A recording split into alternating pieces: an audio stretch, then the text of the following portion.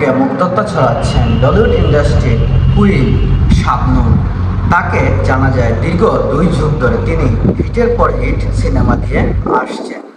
টানা 8 থেকে 10 বছর হলো শাবনূরকে আর বাংলা ইন্ডাস্ট্রিতে দেখা যাচ্ছে না। সালমান শাহর মৃত্যুর পর শাবনূর একেবারেই ভেঙে পড়েছেন, কারণ সালমান শাহকে দিয়ে শাবনূরকে সবাই চিনেছে।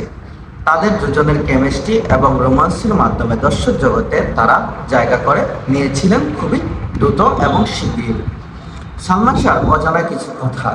সালমান শাহর মৃত্যুর পর শাবনূর একবারের জন্য হলেও সালমান শাহকে দেখতে যায়নি, কারণ সালমান শাহর সাথে 27টি সিনেমাতে অভিনয় করেছেন শাবনূর।